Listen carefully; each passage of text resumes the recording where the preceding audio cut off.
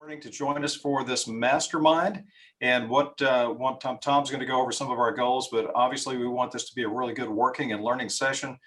We have a lot to share. We hope you have a lot to share, and we're just thrilled that you could take your time to be here with us. So with that, Tom, I'm going to start the recording on my end. I'm also going to kill my screen share so you can join us, and we will look forward to a great time together. Welcome again, everybody. Great. Thank you. All right. Good morning, everybody. I'll get set up here real quick. Can everybody see the welcome slide? Okay. Yes. Yes. All right. As soon as I get everybody where I can see them, we'll get started. And I have started recording as well.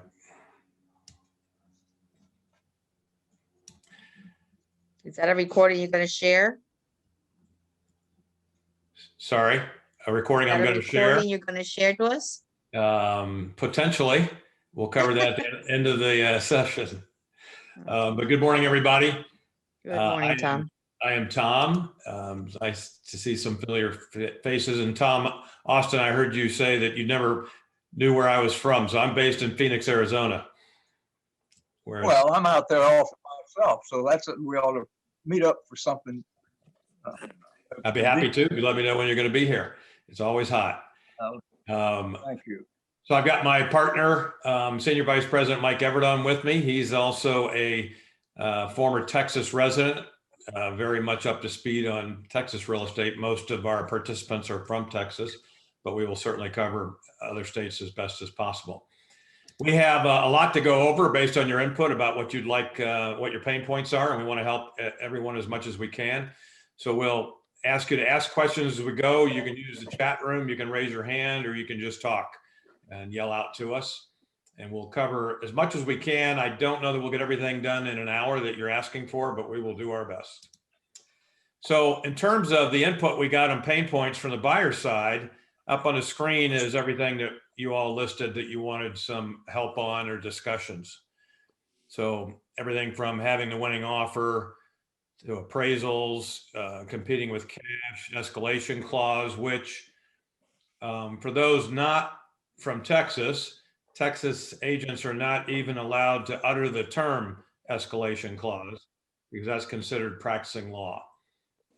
So if a buyer in Texas wants to use an escalation clause, they'll have to talk to an attorney and do it that way.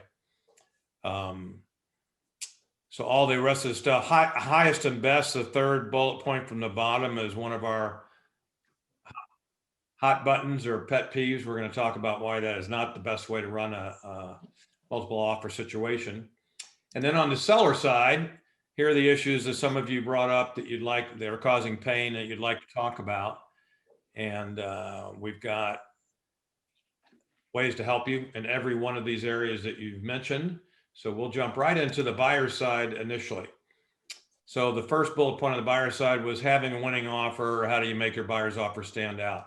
We would tell you from our experience and training that the winning offer is a combination of these 8 factors. So the listing agent and buyer agent relationship is very key.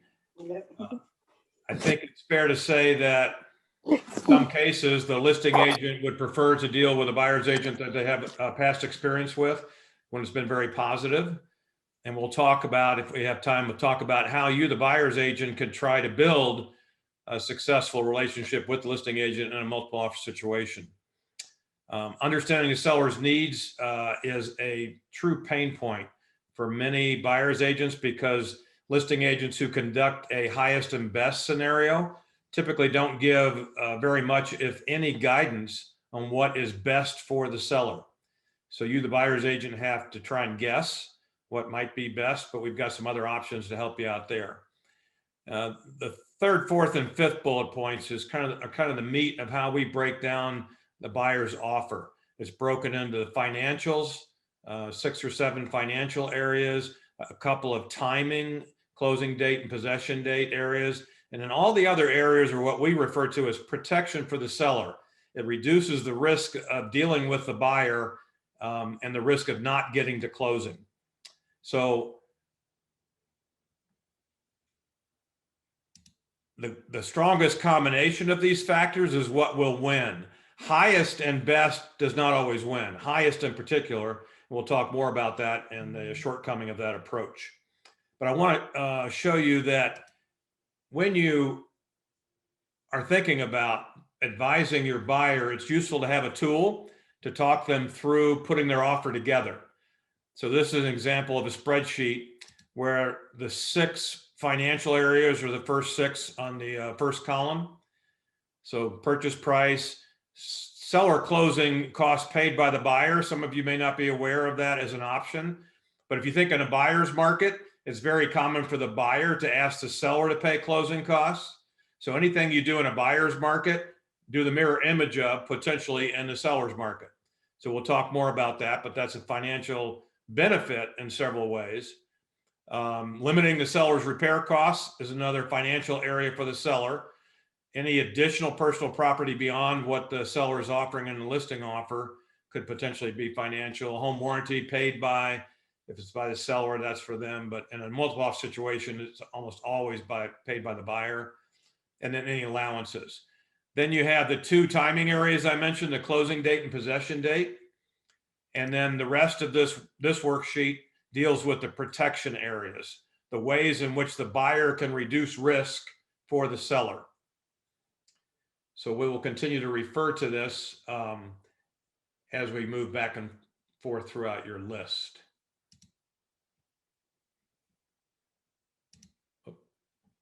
So going back to the buyer sheet on the winning side. Sorry. That's the framework in which we'll talk about today in terms of how the buyer can improve their offer, how the buyer's agent can help the buyer. So appraisals and appraisal gap guarantee. Appraisal gap protection is what we call it, AGP. And if you go back to our worksheet, number 11, appraisal gap protection. So when a buyer makes an offer above list price, the issue for the seller is, will I get that offer price? And it all depends on where the appraisal comes in, correct? So let's give a quick example. If the list price is $400,000 and the buyer offers $450,000, with no appraisal gap protection, what's the only way the seller will get $450,000? Is if the appraisal comes in at $450,000, but the buyer is offered $50,000 over list price. So sometimes the appraisal might come in that much higher, but often not. In your markets, would you say that appraisals lag the market, or appraisals coming in what you would think would be low? For those of you I can see shaking your heads. They definitely, I think they lag the market. There's also, I've encountered a few appraisers lately who'd say they don't even want to use the latest comp because the market's so out of whack here that to me, that makes no sense, but there's some appraisers that are saying that, but they don't want to use that comp where they want $100,000 over asking. Right, Melinda, and that's a valid point from the appraiser standpoint, because they're really, who do you think the real customer is for the appraiser? The bank, the lender. So the bank doesn't want to get caught with a house that they have real high low on and the seller can't pay it. Now they're stuck with an overpriced property. So I understand it from the appraiser's standpoint, but we all know as the commercial side of the business, the appraiser has the appraisal responsibility, but we set the commercial terms, and the market price is what a willing buyer is willing to pay a seller. That's the true definition of a market price. So the market price the appraisal can lag the reality of what the true market price is. So on appraisals, the safest bet going into putting your buyer's offer together is to say, let's assume the appraisal comes in at list price. and let's say the list price is 400,000 and your buyer wants to offer 450.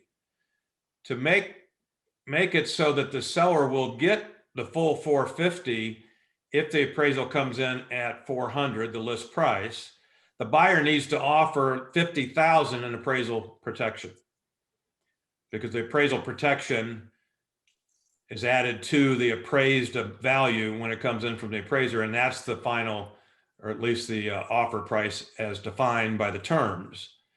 There could be another negotiation, but typically if the buyer is trying to give full protection, wording could be buyer agrees to pay any difference between the appraisal and the offer price. So that would cover all instances of the appraisal, whether it came in above list price, at list price, or below list price. The buyer is saying full coverage, full appraisal gap protection. I'll pay whatever that difference is. Now, some can afford to do that, some can't. If they have a limited fixed amount they can put towards the appraisal gap protection, they'll say 450 offer, 10,000 appraisal gap protection. If that's all the extra cash they have, and maybe they're only approved up to 410 anyway, they can't go any higher than that according to the bank. So then if the appraisal comes in at 400,000, even though they've offered 450, if they've only given 10,000 in appraisal protection, they would only be at 410 in terms of the terms that were originally agreed to. Now, the sellers would probably want to negotiate that, but that's technically what it ends up at.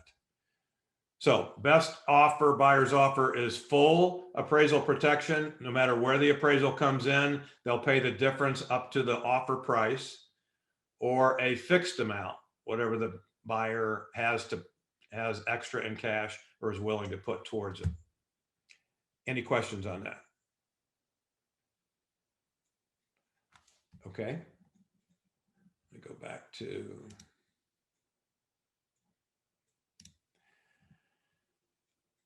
competing with cash offer. Mike, you want to handle that one? Just as soon as I unmute, yeah.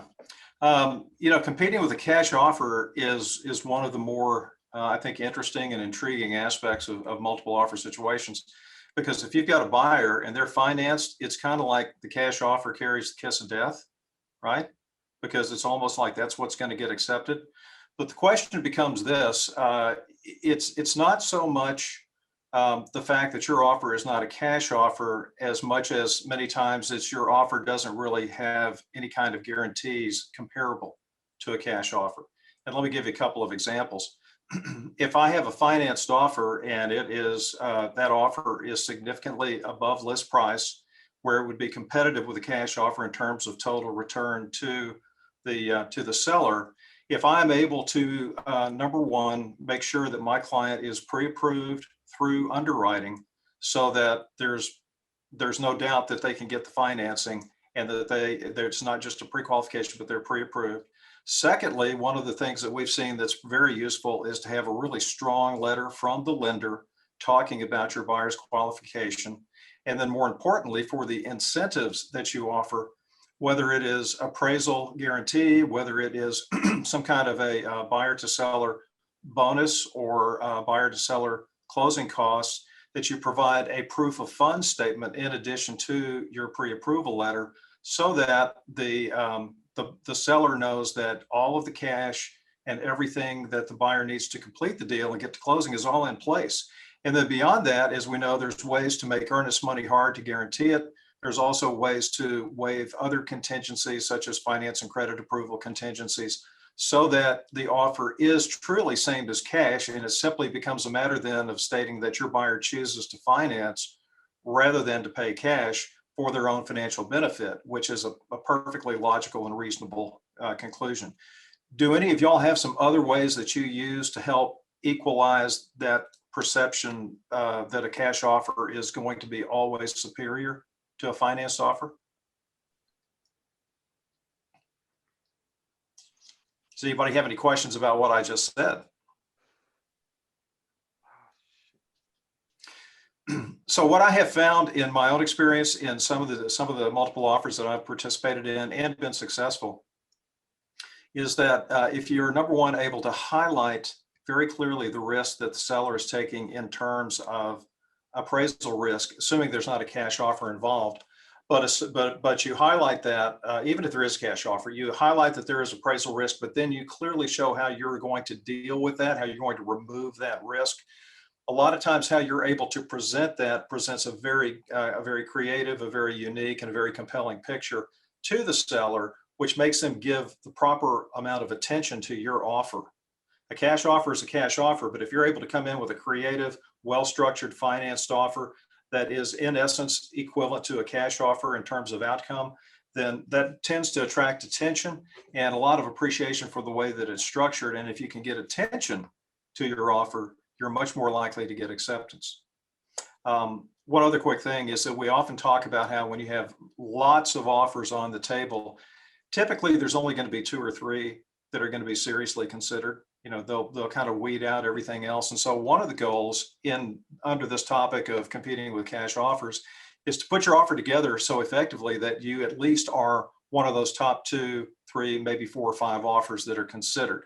And then you have a much better chance, if you've done a good job of communicating with your offer, the messaging that you need to, you've got a much better chance of getting the deal. May not get it, but you've got a much better chance, and you're up there competing with the offers under consideration. Great, Mike, thanks. I would add, based on what Mike and I talked this morning, you could do, a buyer can do a large earnest deposit. And by large, we've heard is the whole down payment that the buyer is going to put down on the home could be put up as the earnest deposit. And part of it, or all of it, depending on how large it is, could be non-refundable at some point for the seller. Typically non-refundable after any inspection issues are agreed to, something like that. But the earnest deposit does serve as security for the seller and shows how serious the buyer is. And in some cases, the cash offer is by an investor. And there are some sellers that don't really want to sell to an investor who will rent the house out and potentially cause problems for their neighbors down the road. So in the cover letter that we always recommend you put on top of the buyer's offer, you can make a statement that either indirectly alludes to that by saying, we want you to know, Mr. Seller, that our buyers are the homeowners and residents of the home. They will not be renting the home out. And that's just a soft way of trying to remind the seller that, hey, if you sell to the highest price as an investor, then it could be rented and it could have other problems associated with it. Let me add one other thing quickly as well. From the standpoint of how do you make your buyer's offer stand out, that's a great way to do it.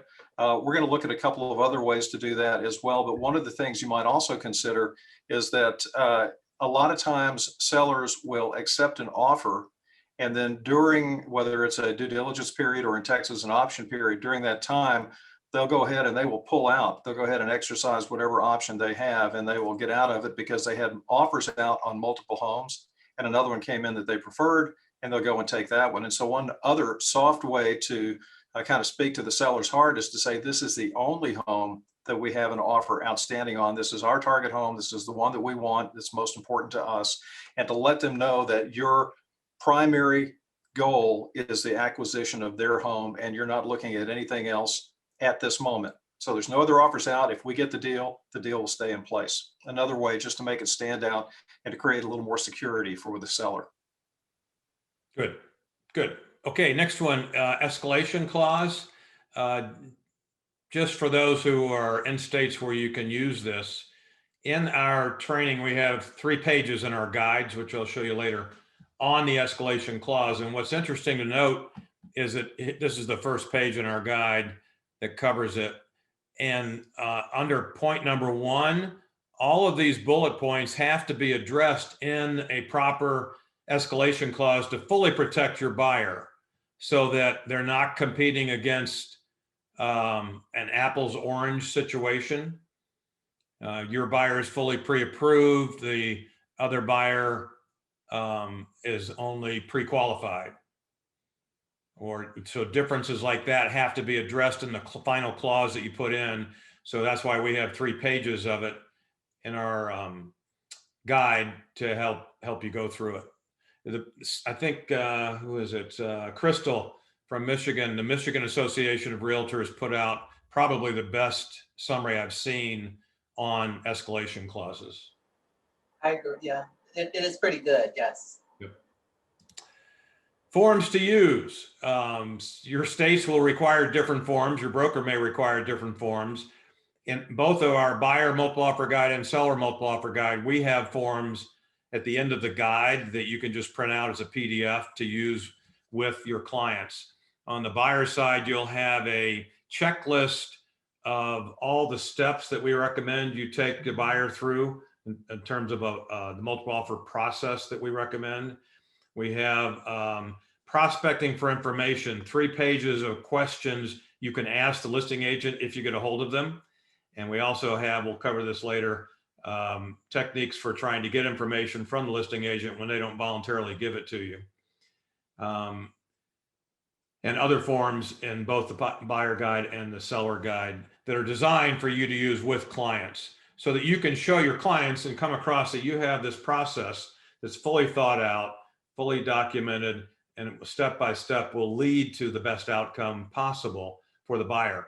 Well, before all of that, up in the expectation session that you would have with your buyer, you need to prepare them for things not working out and to give them a reality check of what the market's like. So that, and the reality check that for many buyers, it's a multiple offer process before they have success. In Phoenix, years ago, we had home prices go up 50% in 1 year. Strongest sellers market you'd ever see, one of the worst markets to be in. Sellers got greedier and greedier, and buyers were making 5, 10, 15, 20 offers and not getting a home. So you have to prepare the buyers for that kind of situation. Highest reasonable offer without paying way over appraisal. Who asked that question? Laura. Is Laura on? Yes, Laura. You're muted. We can't hear you. There's something I don't recognize this part. Look. Okay. Is in the cranium. There you go. There you go. Laura, exactly what did you mean about the highest reasonable offer without paying way over appraisal? It's right here in the same. My question was, I still can't hear. I had some buyers that had, we were gonna go USDA so they could get 100% financing. That would leave all the money that they were saving for their closing costs that they could pay for the difference. But how can I get, like the highest price, but my buyers only had this much money to pay for the difference if there was a difference in the appraisal? I mean, that's unfortunately a somewhat common situation for buyers who don't have much money. We got a testimonial yesterday from an agent who took our multiple offer training in February, and they were representing a veteran who was limited with the money that they had to get the house. So the buyer's agent wrote a letter to the listing agent and seller about the buyer's situation and being a veteran. And there were 7 multiple offers, and their client got the house because some people really care about those as factors. Right. So if there's anything like that you can throw in, I would throw that in as well. Emphasizing that the buyers are giving it their best from the very beginning also shows a sincerity, if you will, or a strong desire to get the home, and you can emphasize that in whatever cover letter or communication you have with the listing agent. But if it is a situation where the seller is going to get thousands of dollars over list price, you may have to get your buyers to look at a lower price point. And then if they have any extra cash from doing that, they can offer it. I had a buyer who was qualified for $190,000 loan, and we had to look at like $175,000 list price to give them some extra cash to be able to throw at the deal. Right. So that's sort of what I did. Wrote a little letter explaining to them that we're going the 100%. So we, if necessary, we can pay the difference for the appraisal gap, and Yep. But just trying to find out, to get the listing agents to let you know what's important to the seller. So you're not just throwing out an offer that may or may not be important to the seller. Right.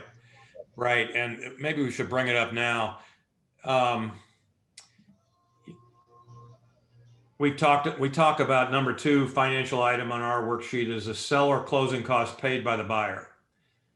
So if you have an offer from another buyer that is, let's say, $400,000 with $10,000 in appraisal gap protection,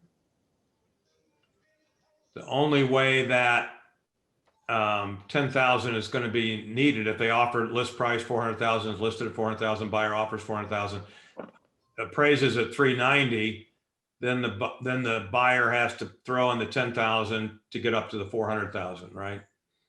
So another option or alternative is for a buyer to offer a slightly lower price, but then offer seller closing costs paid by the buyer, because that's essentially added to that purchase price, because that's going to be paid to the seller regardless of where the appraisal comes in.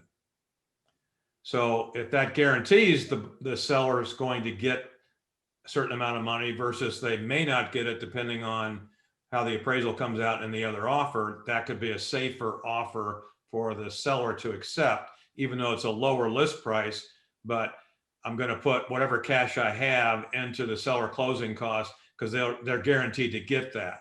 If I have 10,000 and put it in appraisal gap protection, the only way they're going to get it is if the appraisal comes in lower than the offer price. So that's an option. Some in Texas, you're allowed to write in as the agent that the buyer will pay up to X amount of seller's closing costs. It's legal for you to do that. I've checked that out in Texas. And the closing costs could include commissions, probably should include commissions. And I really think for some sellers, especially if they've been made aware of or keeping track of the Department of Justice lawsuit against NAR and other brokerages about the seller having to pay the buyer agent fee. There's a lot of sellers don't think that's right for them to pay the other agent's fee. If the buyer was willing to pay seller closing costs, including the buyer agent fee, co-broke, because they don't think it's right that the seller pays their agent's fee, that could be viewed as very fair by the seller if you itemize it that way. Any questions on seller closing costs paid by buyer? Tom, I just want to make a comment that your point about commissions is really important, because if the price on the home is 400,000 and if they are actually paying, say, for example, 6%, you're talking about $24,000 plus title policy, HOA fees, home warranty, everything else that would go into it. So you're looking at a significant amount of money to work with. And again, if you're able to price the home at a likely appraisal, you remove the appraisal risk. But then by adding in buyer to seller, the seller's closing cost, you provide, as you mentioned, a guaranteed financial benefit that's not going to vary no matter where the home appraises. Yeah, I think another way to do that, Laura, is in Texas, it's called an option fee, but only one other state that I know of has an option fee. So other states might call it a bonus for the seller that would not be affected by the appraisal at all. It could be $2,500 option fee that is fully goes to the seller after X date, or a bonus to the seller, either paid at when the contract is signed, non-refundable, or at some point after the contract is signed, but it's a signing bonus or a bonus to the seller that goes in their pocket, not affected by the appraisal or anything else. That has worked in some cases as well. Getting information from the listing agent is an important subject because it can be very difficult. Hey, Tom, I'm sorry to interrupt. I apologize. I'm going to put my email address up in the chat room for everybody. And if you're interested in it, I've got a document that explains buyer to seller closing costs, what the strategy should be and how to make it work. And I'll make that available to anybody that wants to just email and let me know. Good idea. Thanks, Mike. We call it prospecting for information. We teach it in our CMOE core concepts class and the multiple offers class. You should have a series of questions already prepared on what you want to ask the listing agent if you get a hold of them. We're going to show you later what we recommend for the listing agent is to share information with all the buyer's agents, same information on what we call a term sheet and the multiple offer rules and guidelines. But we have three or four pages of prospect information in our class.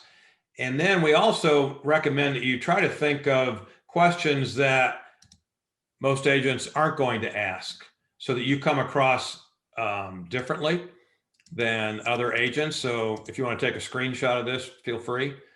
But these are questions that most agents don't think about to ask, but they're much more probing than how many offers do you have? Can you tell me the highest price?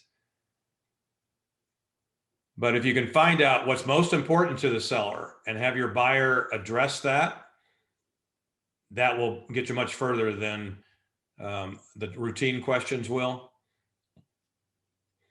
And I would ask my client in the expectation session, I'd ask them, what's going to keep you up at night? Because I want to work on that and make sure that you're not worrying about that. I don't want you to stay up at night to worry about anything. So the art of asking questions is something we focus on in our training. They're open-ended questions that get you the most information. Closed-ended questions can be answered yes or no. We have speculative questions. Just saying, tell me more about that is a very effective way to get more in-depth information after they said something relatively superficial. But learning how to ask questions, and you can persuade others by asking questions a certain way, get them to think in a certain way. And we cover all that. Anybody else have any go-to techniques for getting information from the seller?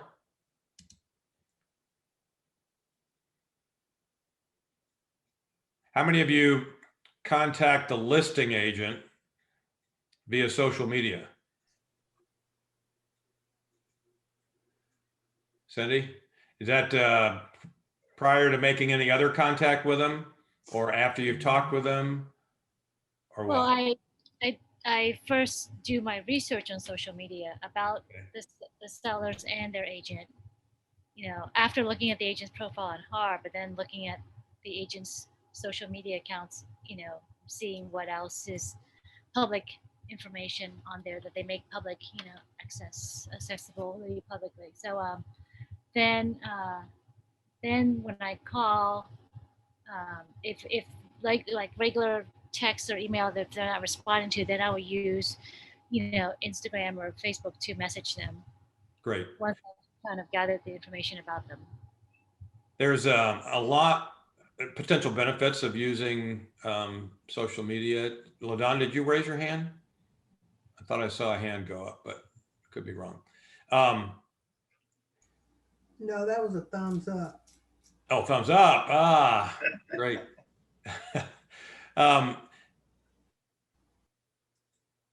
One thing you should do, if you do get in touch with a listing agent and you do get good information from them, send them a thank you email, ideally a video email. Or if you can't get through to them, send them a video email, ask, you know, saying you just like to have a quick conversation with them, a couple of questions your buyer needs to know the answer to. You appreciate it if they would contact you.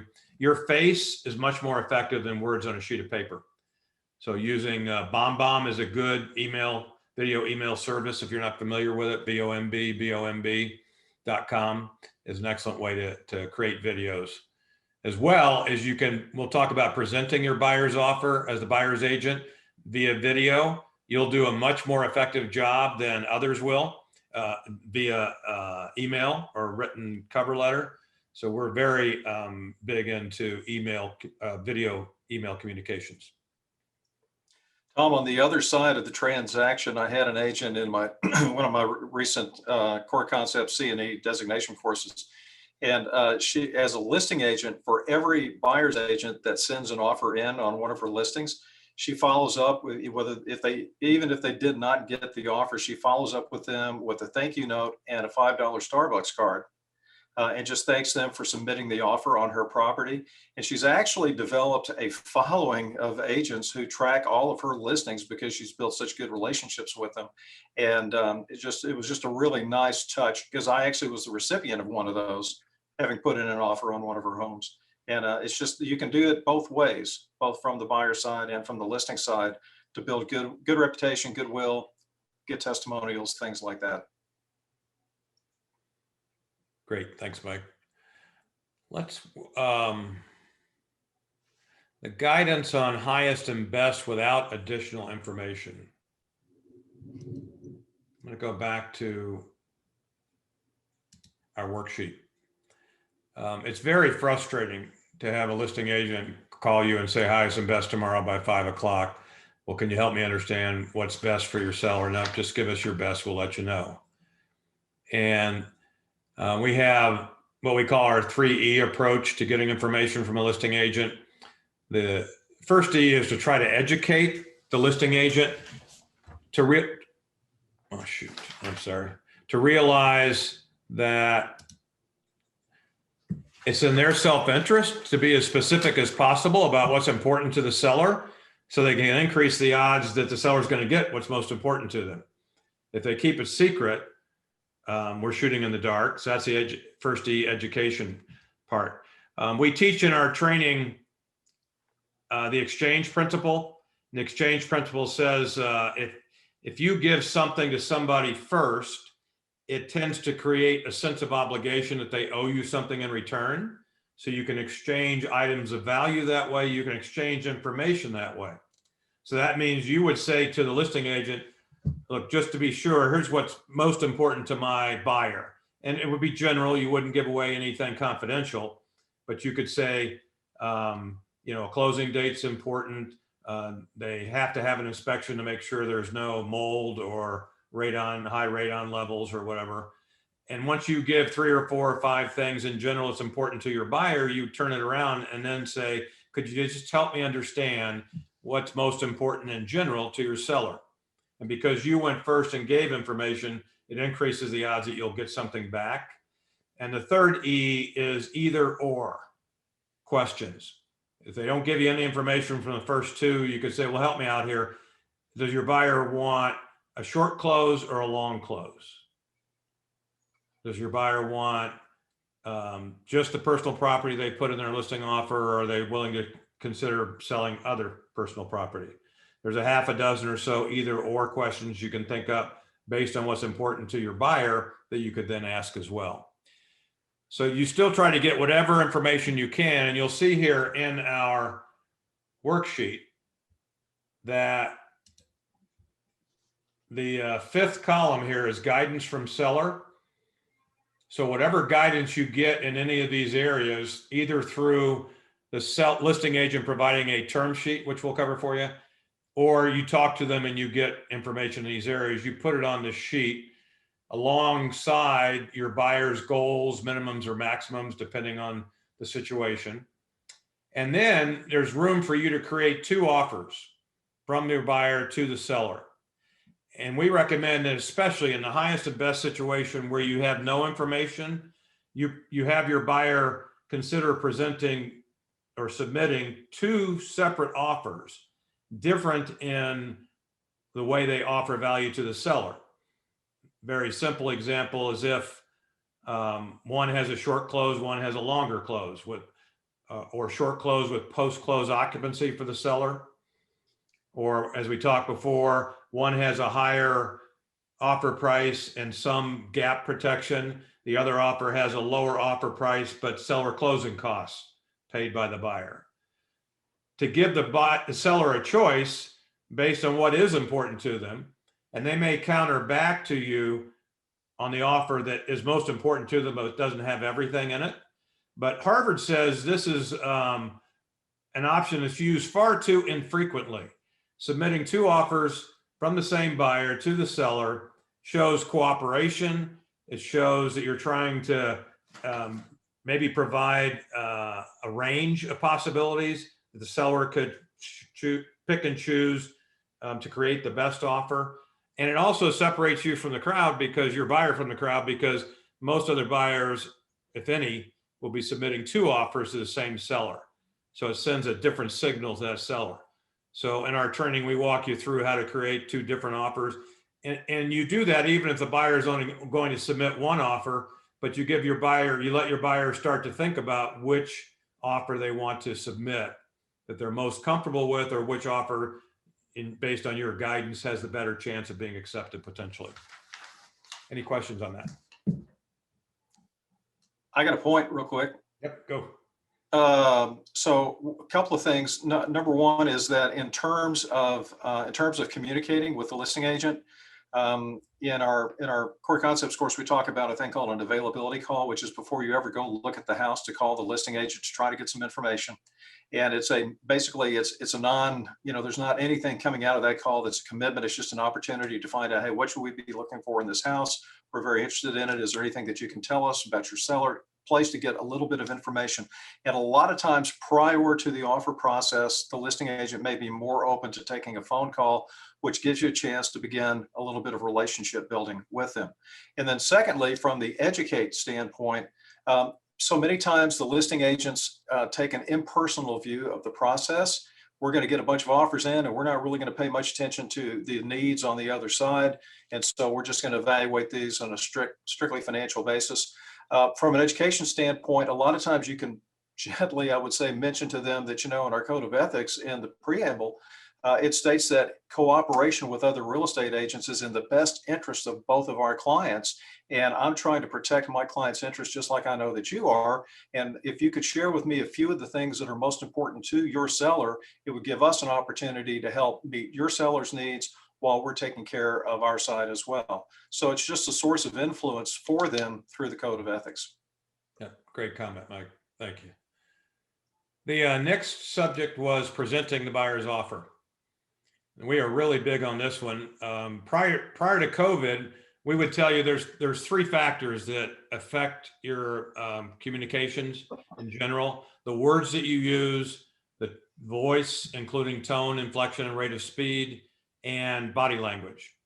So if those are the 3 factors for the most effective communication, which communication modes do you have which of those 3 factors? So if you're in person, face to face, your words, your voice, your body language, and you can observe the other side's body language. If you can't be face to face now, like with COVID, in person, a video, either live video like Zoom, or if you can't be live video, a recorded video of you, the buyer's agent, presenting your buyer's offer. You, the buyer's agent, will always present your buyer's offer more effectively than the listing agent will. And we have formats that we recommend on how you cover the items in your buyer's offer, the format. And we recommend that the question always is, okay, I'll do this video. And it's usually 5 minutes or less. And it's very informal. Again, with BombBomb, you can do it very easily. You can do it here on Zoom and record it and then send a link to it. But the question is, how do you make sure the listing agent shares it with the seller? Because if you want the seller to see that video of you presenting the buyer's offer, the listing agent may never show it to them. So we recommend make it, list it in the addendum to the purchase contract or in other comments. Seller is requested to view the video offer presentation and then include the link where they can go to see the video. You always want to compliment the listing agent in the video sincerely, authentically. There's always some way to do that. And if you can let the listing agent know that once they view it and they see they've been complimented in front of their client, they'll want to show it to their client. So there are some ways to do that, but that's the best way. And then if you can't do video, phone call is next best, because it's your words and your voice. You don't see anybody. And then lastly is written communications. It's your words on a piece of paper, but somebody else's voice in their head emphasizing different phrases and words than you would, and no body language at all. So we go through in our presentation section the format you should use and the pros and cons of the different modes to communicate. And I can't tell you how many times, I'll tell you, every time I presented face-to-face for my clients, except once I got my buyers the house, and many times they were not the highest priced offer. And you have a chance to build rapport with the other side. The listing side gets to see how professional you are and how well you come across. And when I was doing it in person, I would bring another agent from my office that I was mentoring along with me, so I could show the seller side we have a team, so that nothing's going to fall through the cracks on our side of the table, jeopardize their closing date. So I would say this is an area that most buyers agents underestimate, how powerful and how impactful it can be with regard to your buyer getting the offer. And then coupled with that is what we call our buyer resume. So the buyer's offer has to be as competitive as it can be. Then if you think from a pure business standpoint, if I'm on the listing side, I do want to know, and I'm the seller, I want to know certain things about the buyer. And then I also want to know about the buyer's agent, because last thing I want to do as a listing agent is choose a buyer or buyer's agent who's going to jeopardize my seller's outcome for one reason or another. So the buyer resume consists of those three factors: the buyer's offer, then the buyer's letter. And we are in 100% agreement with a lot of comments out there that the love letter should not be done. The love letter, the risk with the love letter that's overly emotional, that relies on trying to manipulate emotions, that's not the way to do it. So we have guidance also on how you avoid any fair housing issues with your buyer's letter, to keep them out of hot water as well as you, because any fair housing lawsuit could pull in the agents as well. And then the buyer's agent resume, if you want to think about it, there's specific things you want to include about your background and your training and your team, and anything else that would help give the seller and listing agent confidence that you are going to carry your weight on the other side of the table. Any questions on the resume? Have any of you used a love letter with success? Laura has. I have. I think there are appropriate times where you should use emotion to persuade. I had two buyers, and the wife had lupus, and she was going to be in a wheelchair within a year, and she wanted a house with wide hallways for the wheelchair and tile floors, no carpeting, so they didn't have to change out the carpet to tile. We found the perfect house. It was empty. It was owned by an investor. I couldn't present to the investor, but I did present to the listing agent. And I had the wife write a letter from her heart about what this house meant to her. And it was authentic. It was sincere. It was not manipulative at all. And they could not offer as high a price as the seller already had, but the seller went with my buyers. So there are times to do it, but it needs to be authentic and sincere. Okay, I think that pretty much does the buyer side. Hey, Tom, let me just say real quick, Crystal just had to leave, and so we thank her for being here. And I know some others of you probably have got some commitments at noon. We're coming up on an hour.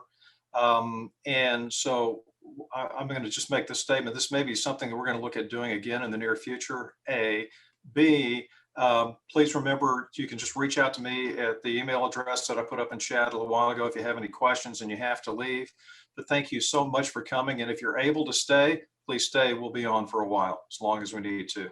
And if you have to leave, let Mike know that you're interested in the special offer that we're going to give you at the end of this session, because we have a special offer. We want to thank you, a way of thanking you for participating. Buyer's remorse, I guess, was the very last one. Mike, you want to take that one? Buyer's remorse.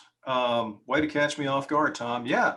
I think it's really important that when in this marketplace, if you have not done a real thorough job of getting your buyer on board with what they need to expect in the market, what the situations are with the offers that they're putting in, how much is going to be required of them, going through and clearly laying out for them, let's review how much money do you have for your down payment on your home, on the mortgage, how much money do you have what you need for appraisal, for inspection, for moving costs and all of that, and then beyond that, how much more do you have available to use for incentives, and then of that, how much are you willing to actually put into the deal? You've got to have them 100% up to speed with the expectations of the market, and knowing that they put their very best offer on the table and that they have worked with you to make that offer as effective and creative and persuasive as possible, so that when they don't get the deal, they at least understand that that you were competitive in the process and that it's only going to be a matter of time and opportunity before it gets there. Buyer's remorse in my mind is where they're like, you know what? This is just too difficult. We're putting so many offers. We're not getting anything done. And their remorse is focused on even trying to buy a house. And it's not impossible. It can be difficult. But again, as a good buyer's agent, if you have the right tools and if you've thought about it and you've gone through it and worked it out with them to put together a good offer, you can be considered, you can be competitive. And once you achieve that level, then you're going to get one you're going to have a much higher chance of getting one sooner. And that way your buyer, even if they don't get it, they're happy with the effort that was made. And that's my perspective. Tom, what have I missed? Nothing really. I think it needs multiple offer situations where the buyer has to react in a very short period of time, put their offer together. And they just don't have as much time to think about it. I think the buyer's agent can do them a whole lot of good if up front they get the buyers thinking about, from the very first time they start working with them, what kind of offer will you not regret making? And with very little inventory to look at, they may only have one house that meets their needs. And if this is the house that they want and they want to give it everything they have and there won't be any regrets, then that's great. But if they make an offer and they feel, forced to make an offer they're not totally comfortable with, and they're going to think about it, maybe regret it, that's where you have to provide guidance to them that it's only something that they can decide. And if their offer is accepted and they have a chance to do inspections and maybe not submit any repairs, but they do have the right to cancel the contract and back out and get their earnest deposit back, then that's a reassurance to them that they do have some more time if it comes to that. I wanted to add one other thing. Somebody had talked about pocket listings, which really on the seller side, but have any of you been in a situation where you saw a house come on the market pending? It wasn't active at all, it was pre-sold, and you're seeing that. So sometimes you may be aware of those as the buyer's agent, coming soon. And my brother was buying a house and he had missed out, lost in 2 multiple offer situations. And then on the third house, his agent found a coming soon. And it was like Wednesday and it was going to hit the MLS on Saturday. So my brother went to see the house. They let him come and see it. And his buyer's agent asked listing agent, is there any way my buyer can get the house now? And the seller said, if he offers me full price, I'll let him have it. So my brother offered full price, but also kept in the offer the right to have an inspection, no repairs, but can cancel if he wants to. The seller didn't like that. So the seller said, no, I meant if he accepted my full offer, which is no cancellation based on repairs. So my brother called me, we talked it, and my brother then went back and told the seller, I'll add $10,000 to my offer for 24 hours. You have to make a decision in 24 hours, otherwise the 10,000 goes away. So the seller took that. So there are ways to preempt the multiple offer process, if you will. But if you're on the listing side, what we would tell you is that if you put rules out there, like all offers due by 5 o'clock on a certain date, the integrity of the process is very important. So if you then accept offers early and you show them to the seller wants to take one prior to the deadline that other agents are working under, that's not fair. That could be a code of ethics issue too. So we recommend as we transition to the seller side, if you set the rules for the process, you abide by them. And if you say all offers submitted by 5 o'clock on Monday, you don't show the seller any offers until that deadline. That prevents the seller from wanting to take something early, and there's pros and cons about that. So quickly on the seller side, how do you choose the right buyer from 20 offers? You know, that's a really good question, because on the seller side, you've got these offer prices, you've got appraisal protection, gap protection, you've got maybe seller closing costs being paid by the buyer, and then you've got the question of the appraisal. And all these combination of offers could come out in different places depending on where the appraisal comes in. So this is the worksheet we have for sellers, and the way you would decide between 20 offers. First off, you're probably going to, as Mike said, you're probably going to have just 2 or 3 or 4 or 5 top offers. You want to summarize all the information on one sheet. We have a 2-sheet seller multiple offer worksheet, and the second sheet starts with offers 4, 5, 6, 7, 8, 9. So you would summarize them versus the seller's goals, and then review each offer relative to each of the areas. And you can pick, okay, 450 is the highest purchase price they have here. And what we do in class is we'll go through and highlight which is the best in each row. And then we have to go through an analysis. Well, where will the appraisal come in? So if the appraisal comes in at list price, which of these offers is best? And it can get to be a complicated analysis that not every seller is going to be able to follow, especially if they get confused by data. So I'm just going to show you very quickly as I go through these how we would help you look at this, but this is not something you necessarily would share with each seller. But if you've got a list price at 400,000, you get offer 1 at 450 with 10,000 appraisal gap protection. Then you get offer number 2, lower but higher appraisal gap protection, and offer number 3, lower price but the most appraisal gap protection. So the question is, where will if the appraisal comes in at different levels, which of these offers is best? And so you go through and you can do an analysis at different levels to show, like, if the appraisal comes in at list price, then number 3 is the best offer. If the appraisal comes in 10,000 higher, 2 and 3 are tied for best offer. If the appraisal came in at 420, then offer 2 is the best offer. If you go to appraisal comes in at 430, offer 1 and 2 are tied, then you could offer 1 by itself, and then you could summarize all of this on a table if you wanted to. I only show you that to show that there is complexity here depending on where the appraisal comes in. So you tend to default to saying, all right, Mr. Ms. Seller, if you're a listing agent and you have set the list price based on the current market comps, then you would rationalize, our safe assumption is the appraisal will come in at the list price. And based on that, which of these offers would be the best offer at list price? So in this table summary, list price was 400. So you see if it comes in around list price or under, offer number 3 was the best one to take. The seller would get 430,000.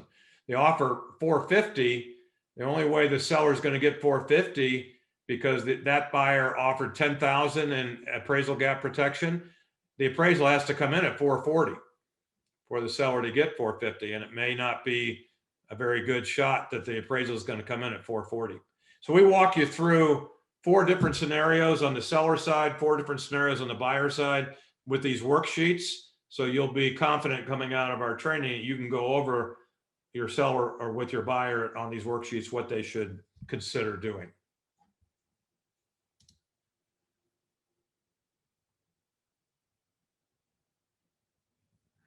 We talked about providing information to the buyer side, both to protect yourself from the code of ethics, treating everybody honestly, and for getting the best results for your seller. I was in corporate America for 25 years. I was on the purchasing side of the table, and we did competitive bidding with our suppliers for 25 years that I was there. We always felt that it was in our self-interest to give as much direction to our suppliers about what was important to us. So we sent out a bid package that defined value from our point of view. So we have a document where you would send out an invitation to all buyers agents. They would get the same terms, if you will, about how you're going to conduct a multiple offers process, when the bids are due, offers are due, and when you would get back to them. And then you would accompany that with a term sheet. And this term sheet has the same areas that are on the worksheet, and you could give guidance from the seller. And the challenge here is to give meaningful guidance, specific guidance in some cases, without limiting the upside potential of the buyer's offer. So there could be minimums that your seller will insist upon, or maximums that you could identify. You could give ranges that would be acceptable to your seller. But this way you're assured of A, giving all the same information to all buyer's agents and being as specific as you can about what's important to your seller, so you increase the odds that your seller's needs will be met. And we have examples of how you could fill out the guidance sheet to give to buyer's agents. Any questions on that? Okay, I think that pretty much covers all the pain points. Tom, I was going to ask if anybody, because I have, and I know others have, and we see it all the time where they do offer instructions, which is similar to this up on the MLS, but I was wondering if anybody has actually thought about how do you define that process? What are some things that you have learned that make it more effective? Anything at all based on your experience?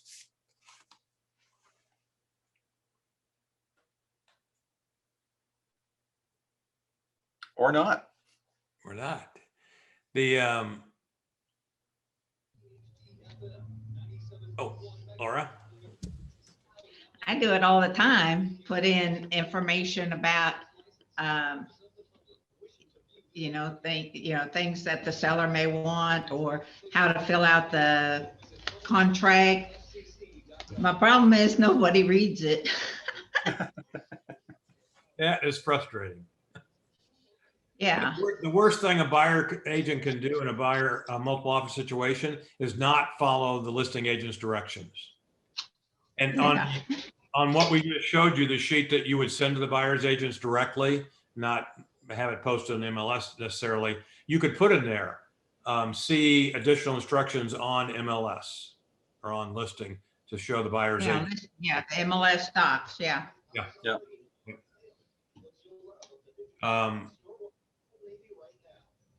There's, I was going to say, from the standpoint of doing that, and if you have it up on the MLS or if you send it out to everybody, the analogy that I have is if I have a job, let's say it's a programming job, and I put it out on Indeed or LinkedIn or something like that, my inbox is going to get filled up with resumes.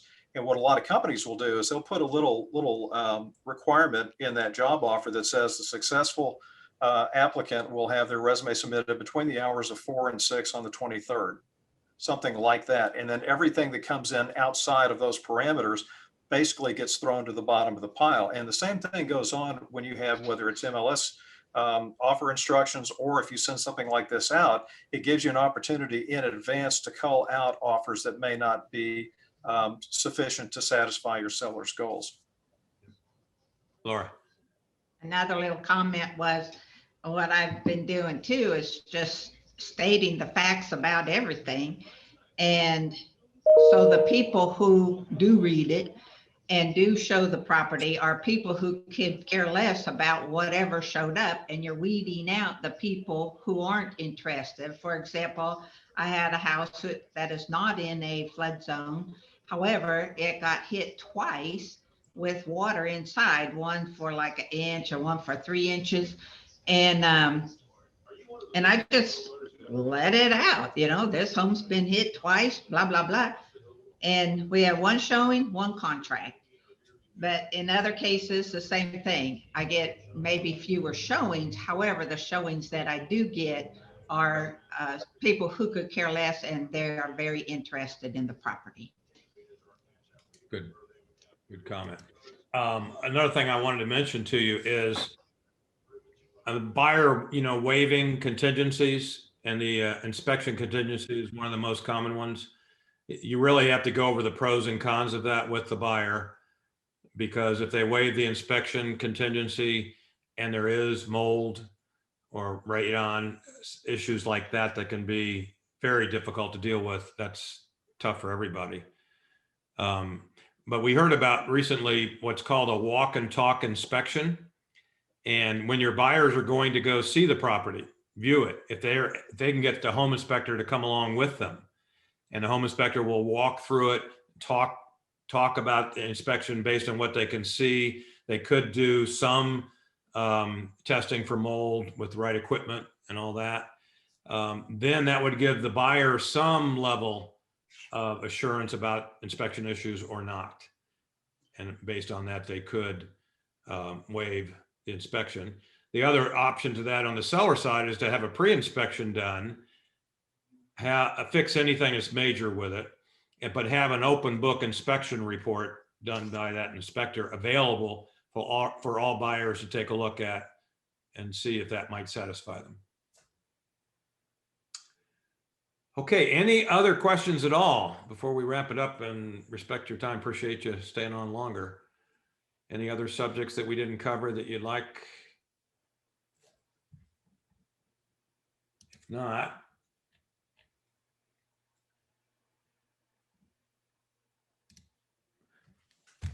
if you go to our website, thereni.com, under the tabs at the top, there's a products tab and a drop down menu, and you'll see expert guides. So virtually everything we talked about today is in the buyer guide or the seller guide. They're for sale on our website. So if you just want to purchase those alone without going through the class, you could do that. Or the guides are included in our certified multiple offer expert class. And here's the special offer we'd like to extend to you. As a thank you for your participation today, we'll give you a $25 discount next week. On Tuesday, Wednesday, I'm doing a class. And for Texas agents, you can get CE hours. The class is 9 hours long. And all you have to do is text Mastermind to the number on the screen, 877-395-1594. If you text, you want to take a picture of this screen with your phone or write it down. Text Mastermind and you'll be asked for your first name, last name, and email address. And then you'll be given a $25 coupon code or discount code and the link to register for the class next Tuesday, Wednesday. And the code expires at midnight on Saturday. I have to send you class materials prior to the class. So that gives me Sunday and Monday to do that. That's why we have it expiring. So I hope you'll take advantage of that. We've already got 18 signed up for the class, so it's going to be a good class. And all of this and more will be covered. And you will get what we call our success guarantee. Anytime you take a class from us, you have unlimited free audits, class audits in the future of that class from any instructor in our system. We give you free webinars. We give you free marketing materials and some other stuff that goes along with that. So if there aren't any questions, I want to thank you for joining us today. It's been a pleasure for Mike and I. We'll be hosting these again in the future, so you'll be contacted as well and have the opportunity to go through other mastermind groups with us. But thank you very much. Have a great day, and we hope to see you soon. Thanks, everyone. Thank you so much. Yeah.